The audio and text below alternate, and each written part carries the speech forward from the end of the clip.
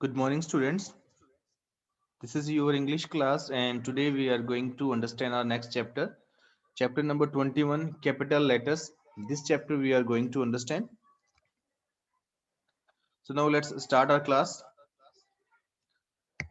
A point, why punctuation marks? हमें punctuation mark use करने की क्या जरूरत होती है? When we speak, we do not go on speaking continuously. जब हम बोलते हैं तो ऐसा नहीं है कि हम लगातार उसको बोलते रहते हैं और इन सेम टोन, और ऐसा भी नहीं होता कि उसको सेम टोन में बोलते हैं. We pause while speaking. जब हम बोलते हैं तो वाइल स्पीकिंग, बोलते समय हम पोज लेते हैं, रुकते हैं. Even are pauses are not of a same duration. जो हमारे पोजेस होते हैं, जो हमारे ठहराव होते हैं बोलते हुए, वो सेम ड्यूरेशन के नहीं होते. Some of them are short while others are pretty long. कुछ जो पोजेस होते हैं वो शॉर्ट होते हैं, कुछ ठहराव जो होते हैं वो छोटे होते हैं, कुछ बड़े होते हैं. And sometimes we raise our voice while at others we lower it. कभी कभार कैसा होता है, कुछ बोलते हुए अपनी वॉइस को रेज भी करते हैं और लोअर भी करते हैं, डाउन भी करते हैं और रेज भी करते हैं. We lend a particular quality of voice to the same words to convey the particular meaning. Marks of punctuation perform the same function as pause and the stress perform in the speech. जो punctuation mark होते हैं वो उसी तरह काम करते हैं जिस तरह हम अपने सेंटेंस को बोलते हुए पोज लेते हैं या फिर अपनी पिच को, टोन को हाई करते हैं, लोअर करते हैं. तो उसी तरह हमारे पंक्चुएशन मार्क भी काम करते हैं हमारे बात को, हमारी जो हम कहना चाहते हैं उसको क्लियर मीनिंग कन्वे करने के लिए. A wrong mark of punctuation or absence of the punctuation mark where there should even have been one would convey wrong meaning. Take these examples.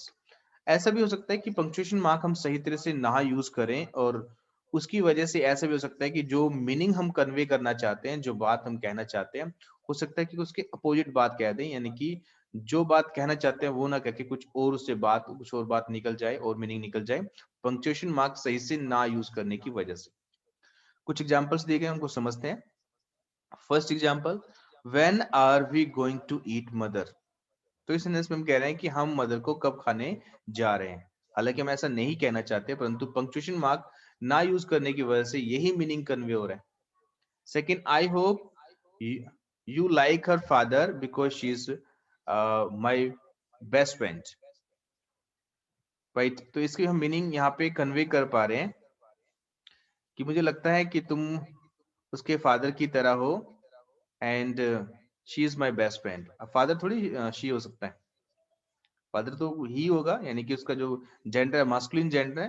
Feminine gender के लिए हम शी यूज करते हैं, तो यहाँ पे हम रॉन्ग मीनिंग कन्वे कर रहे हैं जस्ट पंक्चुएशन मार्क सही ना यूज करने की वजह से.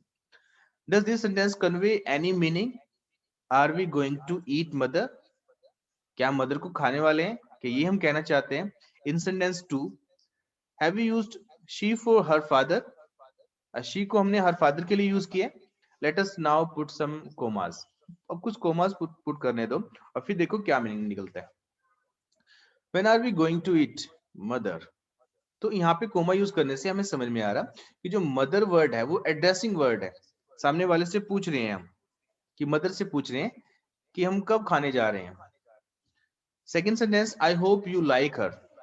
मुझे आशा है कि तुम उसको पसंद करते हो. फादर, फादर को हम कह रहे हैं because she is my best friend, वो मेरी बेस्ट फ्रेंड है. कोमा यूज करने से हम उसको सेपरेट कर रहे हैं, फादर वर्ड को अलग कर रहे हैं. Right, now these sentences look meaningful. अब ये जो सेंटेंसेस हैं वो मीनिंगफुल लगते हैं. Part B, main marks of punctuation. Punctuation के जो मेन मार्क्स होते हैं वो कौन कौन से होते हैं? The main marks of punctuation are full stop. ये जो मार्क्स है वो फुल स्टॉप कहलाता है. ये डॉट है उसको फुल स्टॉप बोलते हैं. सेमी कोलन, डॉट और नीचे कोमा लगा देते हैं तो उसको बोलते हैं semi colon. Mark of interrogation, interrogation mark क्या होता है? क्वेश्चन मार्क होता है, इसको बोलते हैं mark of interrogation. Apostrophe, apostrophe बोलते हैं ऊपर जो कोमा लगाते हैं किसी वर्ड की, तो वो कहलाता है अपोस्ट्रोफी. कोमा, जब किसी नीचे हम कोमा लगाते हैं तो उसको हम कोमा बोलते हैं. कोलन, जब दो डॉट लगाते हैं ऊपर नीचे तो उसको बोलते हैं कोलन. और जब हम मार्क ऑफ एक्सक्लेमेशन, इसको बोलते हैं मार्क ऑफ एक्सक्लेमेशन. जब हम एक्सक्लेमेटरी सेंटेंसेस बोलते हैं या हम ऑप्टेटिव सेंटेंसेस बोलते हैं या हम इस तरह के सेंटेंसेस जब बोलते हैं तो हम एक्सक्लेमेशन मार्क यूज करते हैं. राइट, नेक्स्ट, कोटेशन मार्क्स और इन्वर्टेड कोमास। ये जो मार्क्स कहलाते हैं उनको कोटेशन मार्क्स बोलते हैं या इन्वर्टेड कोमास मार्क्स बोलते हैं, राइट। तो ये बेसिकली 8 तरह के पंक्चुएशन मार्क्स हम यूज करते हैं अपने इंग्लिश में। Now we will understand these punctuation mark one by one. Full stop, let's understand about the full stop. हमें फुल स्टॉप कब यूज करना होता है? We use a full stop to close a statement और a command. जब भी हम कोई स्टेटमेंट देते हैं या कमांड देते हैं, स्टेटमेंट क्या होता है कि कोई बात को हमने कहना, जैसे मैं कहता हूँ कि तुम मेरे स्टूडेंट हो, वो एक स्टेटमेंट है। या मैं फिर बोलता हूँ कि तुम मेरे स्टूडेंट्स नहीं हो, वो भी एक स्टेटमेंट है। फिर मैं कहता हूँ कि क्या तुम मेरे स्टूडेंट्स हो, तो वो एक स्टेटमेंट नहीं है, वो एक क्वेश्चन है। स्टेटमेंट मतलब कोई भी बात कहना, चाहे वो पॉजिटिव हो या नेगेटिव हो, तो वो कहलाती है स्टेटमेंट, राइट। जब हम कोई स्टेटमेंट एंड करते हैं, फिनिश करते हैं, तो हम फुल स्टॉप लगाते हैं। या फिर कोई कमांड कहते हैं, कमांड मतलब किसी को कुछ करने के लिए सख्त आदेश देते हैं, इधर आओ, बैठ जाओ, stand up, sit down, go there, तो ये सारी क्या है, स्टैंड अप, जो सॉरी कमांड है। तो कमांड में हम क्या करते हैं, लास्ट में फुल स्टॉप लगाते हैं उसको एंड करने के लिए। तो हमें समझ में आया कि स्टेटमेंट और कमांड के लास्ट में हमें फुल स्टॉप यूज करना होता है उसको क्लोज करने के लिए। Some examples are there. Eggs are rich in protein. जो eggs होते हैं प्रोटीन में रिच होते हैं, यानी कि बहुत ज्यादा प्रोटीन उसमें पाई जाती है। That's a statement. Bring a dozen eggs from the market. ये कमांड है, हम किसी को कह रहे हैं कि मार्केट जाओ और एक डजन एग्स लेके आओ, राइट। तो कमांड और स्टेटमेंट को एंड करने के लिए हम फुल स्टॉप यूज करते हैं। Next, second point, we use a full stop after initials or abbreviations. जब हम abbreviation यूज करते हैं, यानी किसी की शॉर्ट फॉर्म यूज करते हैं, तो तब हम क्या करते हैं, उन शॉर्ट फॉर्म के बाद फुल स्टॉप यूज करते हैं। जैसे मिस्टर एस के अग्रवाल, जो एस और के बाद हमने फुल स्टॉप यूज किया। मिस्टर सुरेंद्र कुमार अग्रवाल, जो फुल नेम है, फुल फॉर्म है, वो हमने क्या यूज किया है वहां पे, एस, यानी कि एस यूज किया सुरेंद्र के लिए और के यूज किया कुमार के लिए, तो इसके बाद हमने फुल स्टॉप यूज किया। तो एब्रीवेशन बोलते हैं इनको, एब्रीवेशन के लिए हम फुल स्टॉप यूज कर सकते हैं। PM, prime minister, prime minister के लिए हमने शॉर्ट फॉर्म यूज की, एब्रीवेशन यूज की, इनिशियल्स यूज की, पी और एम, तो उसके बाद हमें फुल स्टॉप लगाना होता है उनको शॉर्ट फॉर्म बनाने के लिए, एब्रीवेशन बनाने के लिए। Third point, we use a full stop to indicate a decimal fraction. हम डेसिमल फ्रैक्शन को लिखते हैं, जैसे 56.2, 22.8, तो डेसिमल फ्रैक्शन लिखने के लिए भी हम फुल स्टॉप को यूज करते हैं, इसको हम पॉइंट बोलते हैं, right. Next, in modern English, full stop are often omitted in abbreviation USA and USA are both acceptable. Similarly, UNO and UNO are both acceptable. In mister and Mrs doctor full stop can be omitted. तो देखो हमें यहाँ पे ये समझना है कि usually हम क्या करते हैं, जब हम एब्रीविएशन बनाते हैं, तो एब्रीविएशन यानी कि शॉर्ट फॉर्म बनाते हैं, तो उसके फर्स्ट लेटर को लिख लेते हैं। फर्स्ट जो लेटर होता है उनसे हम एब्रीविएशन बनाते हैं, तो उसके बाद हम फुल स्टॉप लगाते हैं। परंतु मॉडर्न इंग्लिश में, यानी कि अब जो इंग्लिश यूज की जाती है, उसमें हम फुल स्टॉप को ओमिट कर सकते हैं, यानी कि छोड़ भी सकते हैं।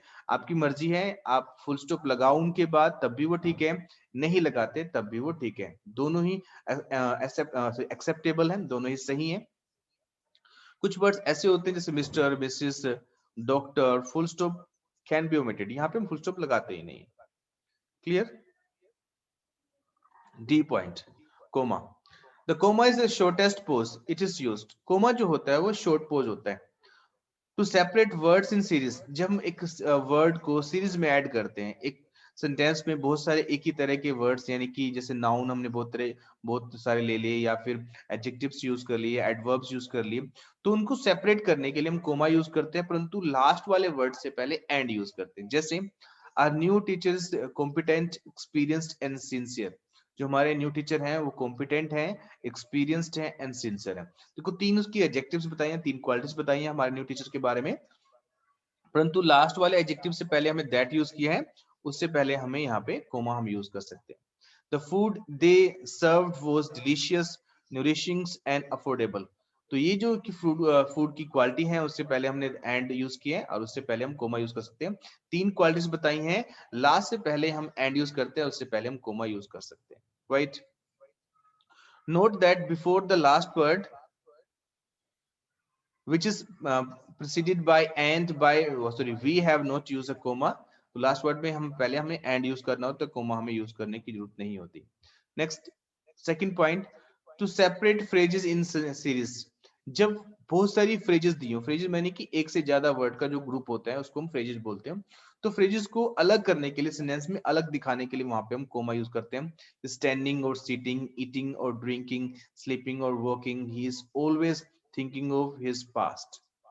तो अपने पास्ट के बारे में सोचता रहता है, स्टैंडिंग और सीटिंग के बारे में, ईटिंग और थिंकिंग के, ईटिंग और ड्रिंकिंग के बारे में, स्लीपिंग और वर्किंग के बारे में। तो यहाँ पे फ्रेजेस दी गई, फ्रेजेस को अलग करने के लिए हम वहां पे कोमा यूज कर सकते हैं।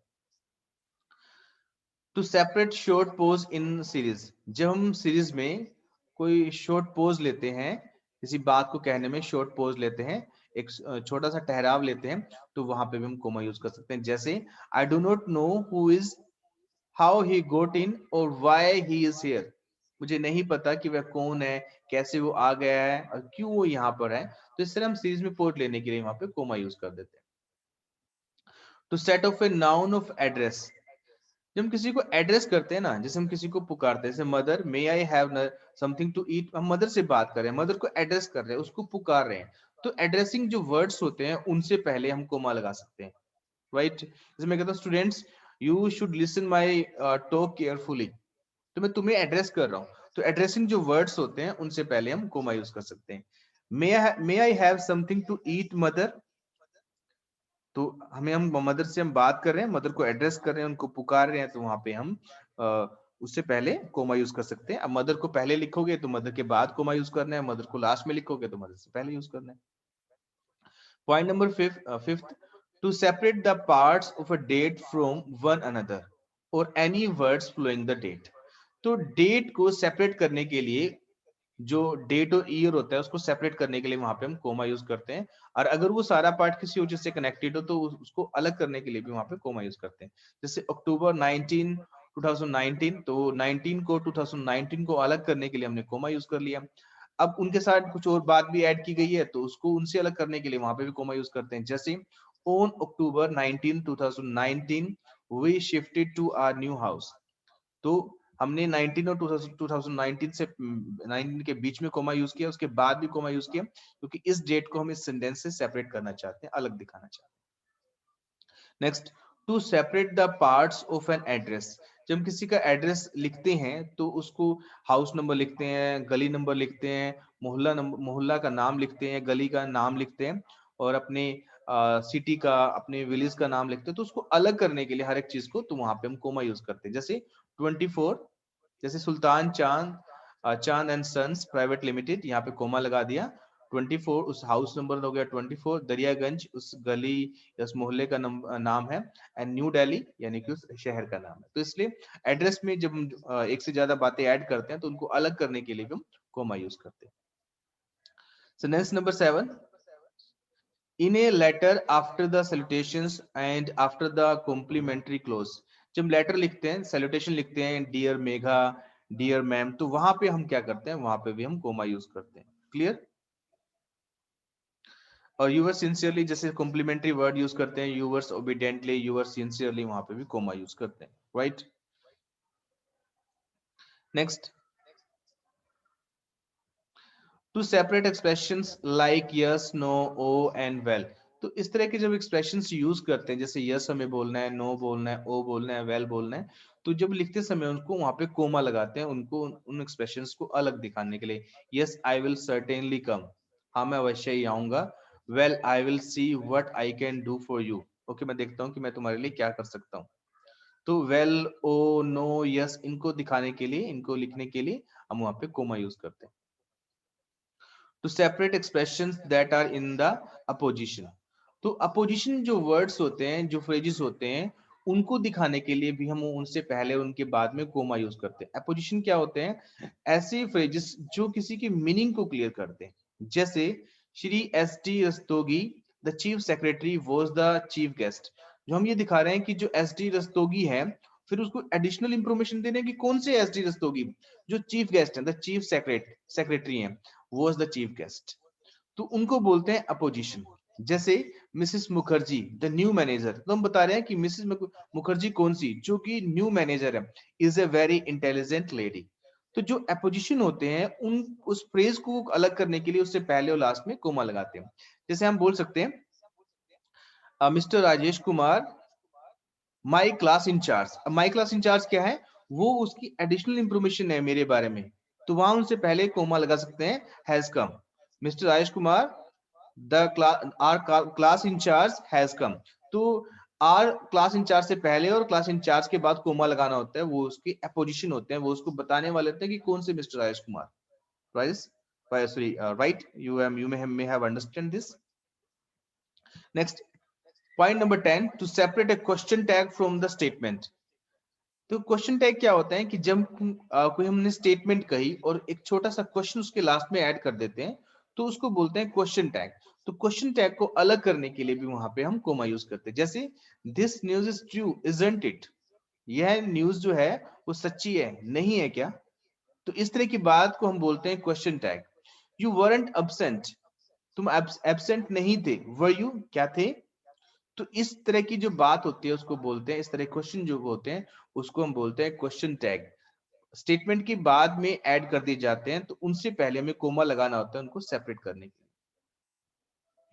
Right, next point, point number 11, to separate a reported speech from the rest of the sentence. Reported speech को अलग करने के लिए वहां पे भी हम कोमा ऐड करते हैं, जैसे ही said we should learn from our mistakes, उसने कहा हमें अपनी मिस्टेक से लर्न करना चाहिए, तो ये है रिपोर्टेड स्पीच। इसको अलग करने के लिए हमने रिपोर्टिंग पार्ट से अलग करने के लिए हमने वहां पे उसको कोमा यूज किया, तो रिपोर्टिंग स्पीच में भी हमें कोमा यूज करना होता है। Point number 12, whenever a brief pause is needed to give great clarity to our writing। कभी कभी क्या होता है हमें अपनी राइटिंग में क्लैरिटी देने के लिए पोजेस को यूज करना होता है, कैसे यूज करते हैं, to prove my point I produce a certificate, यानी कि अपने पॉइंट को प्रूव करने के लिए आई प्रोड्यूस अ सर्टिफिकेट, तो इस दोनों बातों को अलग करने के लिए हमने वहां पे कोमा लगा दिया। Day after she visited her grandparents, she is as far as I know a very reliable person. Right, तो इस तरह की जो बातें होती हैं सेंटेंस को क्लियर करने के लिए हम यूज करते हैं, उसके पहले हम कोमा यूज कर लेते हैं उसको अलग दिखाने के लिए। Put commas where necessary. Exercise number 1. So dear students, you have to do this exercise by yourself. Okay. Sir, I shall willingly obey your orders. So we need to use here comma. Sir, after sir we need to use comma क्योंकि वो एक अलग बात है, अलग दिखाने के लिए उसका एड्रेसिंग वर्ड है। Sir, I shall willingly obey your orders. Sir मैं आपका willingly यानी कि जानबूझकर यानी कि अपनी इच्छा से तुम्हारे ऑर्डर फॉलो करना चाहता हूँ। Akbar, the greatest Mughal emperor, found a new religion. तो अकबर के बाद कोमा यूज करना है। The greatest Mughal emperor, the greatest Mughal emperor क्या है उसके बारे में एडिशनल इंफॉर्मेशन दे रहा है, अपोजिशन है उसका, तो यहाँ पे अकबर के बाद कोमा और एम्परर के बाद कोमा लगाना है, found a new religion. Right, Uma the youngest daughter in the family married an Arab, यानी कि उमा ने एक अरब से शादी कर ली है। उमा कौन है, the youngest daughter in the family, तो ये जो क्या है इसके अपोजिशन है, ये इसके बताने वाला वर्ड है कि कौन सी उमा, तो उमा के बाद कोमा और फैमिली के बाद भी मैं कोमा यूज कर। So dear students, in this way you need to do this exercise and answer ki I'll send, then you can match the answers and you can just either your answers are right or wrong. Okay, now let's talk about the semicolon. The semicolon is stronger than the comma but weaker than the full stop. जो semicolon होता है वो coma से stronger होता है और full stop से week होता है, यानी कि इसकी जो कैटेगरी होती है दोनों के बीच में होती है। जब हमें बड़ा पोज लेना होता है तो फुल स्टॉप यूज करते हैं, शॉर्ट पोज लेना होता है तो कोमा यूज करते हैं, परंतु जब पोज ना ज्यादा शॉर्ट हो ना ज्यादा लॉन्ग हो तो वहां पे हमें सेमीकोलन यूज करना होता है। कहाँ यूज करना है, let's understand this. It is used between independent clause not connected by a conjunction. तो ऐसी क्लोज जो इंडिपेंडेंट हो और कंजंक्शन से कनेक्टेड ना हो, यानी कि आप समझ सकते हो कि कंपाउंड जो सेंटेंस होते हैं उसमें अगर कोऑर्डिनेट क्लोज ना दी गई हो तो वो जो सेंटेंस होते हैं दोनों ही पार्ट क्या होते हैं, इंडिपेंडेंट होते हैं। तो इंडिपेंडेंट क्लोज हो और वहां पे कंजंक्शन ना दी गई हो तो वहां पे हम क्या यूज करते हैं, सेमीकोलन यूज करते हैं। Rosie is quiet, quiet and hardworking. Rosie is quiet and hardworking.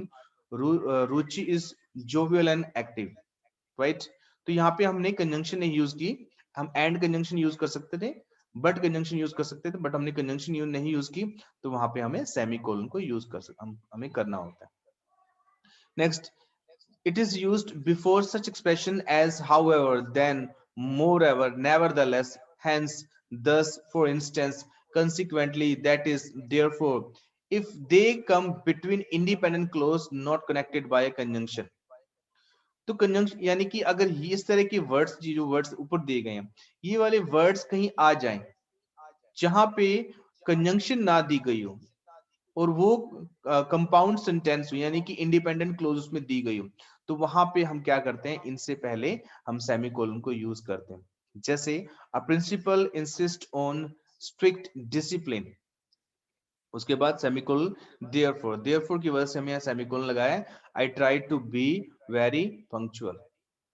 You have already taken 3 days leave, हमें सेमीकोलन लगाया, हेंस से पहले हमें सेमीकोलन लगाया अगर इस तरह कंडीशन हो, इंडिपेंडेंट सेंटेंसेस हो और कंजंक्शन ना दी गई हो।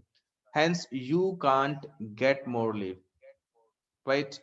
Third, it is used to separate clause, particularly if the clauses have internal commas। अगर किसी क्लोज के अंदर इंटरनल कोमास हो तो उसको अलग करने के लिए, बड़ा पोज लेने के लिए हम क्या करते हैं, वहां पे सेमीकोलन यूज करते हैं। जैसे the family is going on A picnic, father carries the rugs, mother the food. अब देखो मदर और द फूड के बीच में कोमा है, तो इस बात को फादर कैरीज द रग्स से अलग करने के लिए, कोमा तो वहां पे दिया गया ऑलरेडी, तो अलग करने के लिए हमने क्या किया, उससे एक अलग कोई हमने मार्क देना होता है, तो वहां पे हम सेमीकोलन देते हैं ताकि पता लगे कि ये part mother the comma the food ये अलग बात है, फादर कैरीज द रग्स ये अलग बात है, and children the rest of the things, right. तो इस तरह की सेंस के लिए भी हम सेमीकोलन को यूज करते हैं। Next, colon. The colon is used after statement which introduce examples. Colon हम तब यूज करते हैं जबकि स्टेटमेंट्स में हमें कुछ एग्जांपल्स देनी हो। जैसे India has several large cities, India में बहुत सारी लार्ज सिटीज हैं। अब हमने सिटीज के नाम बताने, एग्जांपल्स बताने कौन कौन सिटीज हैं, जैसे दिल्ली, मुंबई, कोलकाता, चेन्नई, बेंगलुरु। तो ये सारे क्या है, उसके एग्जांपल्स हैं, एग्जांपल्स को दिखाने के लिए हमने वहां पे कोलन यूज किया।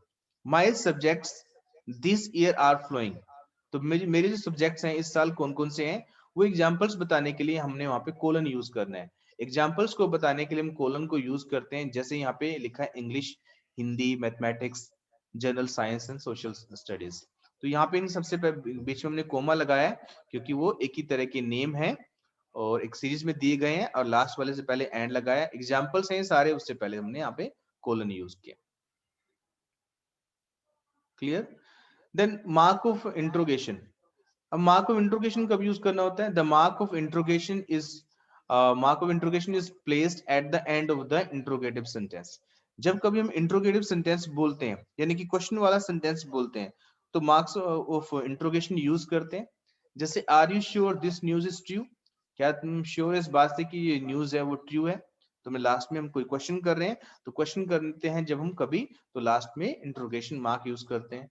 हाउ ओल्ड इज ही, वो कितना ओल्ड है, कितने साल का है, तो वहां पे हम क्वेश्चन कर रहे हैं, तो क्वेश्चन कर रहे हैं, क्वेश्चन करने वाले सेंटेंस में लास्ट में इंट्रोगेशन मार्क ऐड करते हैं। However, at the end of indirect questions, we use full stop। जहां पे हम indirect question करते हैं वहां पे हम full stop यूज करते हैं। जैसे I want to know how old he is, तो वहां पे indirect question कर रहे हैं, direct question नहीं कर रहे। डायरेक्ट क्वेश्चन करते हैं तो जो हेल्पिंग वर्ब है वो सब्जेक्ट से पहले आती, तो इसलिए वो इनडायरेक्ट क्वेश्चन है, तो इसलिए वहां पे हमने फुल स्टॉप यूज किया। क्वेश्चन वाले सेंटेंस में हम इंट्रोगेशन मार्क यूज करते हैं। Next point, mark of exclamation. Exclamation mark को कब यूज करते हैं, the mark of exclamation is placed at the end of an exclamatory sentences. जब हम एक्सक्लेमेटरी सेंटेंसेस बोलते हैं, यानी कि ऐसे सेंटेंसेस बोलते हैं जिसमें सरप्राइज हो, सडन फीलिंग को एक्सप्रेस किया जाए जिसमें, तो सडन फीलिंग को एक्सप्रेस करने वाले सेंटेंसेस जो होते हैं उनके लिए हम एक्सक्लेमेशन मार्क यूज करते हैं। जैसे हाउ स्टूपिड, हमने एक पर्सन देखा वो स्टूपिड था, तो हमने कहा कितना स्टूपिड है, यानी कि अपनी फीलिंग को व्यक्त कर रहे हैं, ऐसी फीलिंग जो सडन हमारे माइंड में आती है। व्हाट एन एक्सलेंट आइडिया, कितना एक्सलेंट, कितना शानदार आइडिया है, Alas, gambling has ruined him. Gambling ने उसको ruin कर दिया है. तो लास्ट जो वर्ड है इससे पहले हमने एक्सक्लेमेशन मार्क हमने ऐड किया. Right. Next, apostrophe. To form the possessive of any singular noun, we add an apostrophe and s to the noun. जब हमें किसी का पोजेशन दिखाना हो, पोजेशन मतलब किसी का अधिकार दिखाना हो कि वो चीज उससे संबंधित है, उस चीज पे उस पर्सन का अधिकार है, तो उससे पहले हम अपोस्ट्रोफी और फिर एस को यूज करते हैं. जैसे द गर्ल्स ड्रेस, तो ड्रेस है किसी गर्ल की, तो हम कह सकते हैं द गर्ल्स ड्रेस. स्नोलीज बुक्स, जो ये बुक्स है स्नोली की हैं, तो स्नोलीज बुक्स हम बोल सकते हैं. सुहास बैट, सुहास का एक पर्सन है, सुहास उसका वो बैट है, तो अधिकार है उस सुहास को उस बैट पे, तो हम बोल सकते हैं Suhas bat. Next, to form the possessive of plural noun ending in s we add only an apostrophe. तो जो कोई नाउन अगर वो प्लूरल हो और उसकी फॉर्मेशन में बनावट में एस दिया हुआ हो, तो उस पे हम पोजेशन को दिखाने के लिए सिर्फ अपोस्ट्रोफी ऐड करते हैं. इसको ऊपर जो कोमा होता है ऊपर, वो सिर्फ वो ऐड करते हैं, एस नहीं लिखते. जैसे द बॉयज स्कूल, अब वो स्कूल है वो बॉयज का है, लड़कों का है, तो बॉयज में एस फॉर्मेशन में ही है उसके, तो इसलिए लास्ट में एस नहीं लिखेंगे, जस्ट अपोस्ट्रोफी लगाएंगे.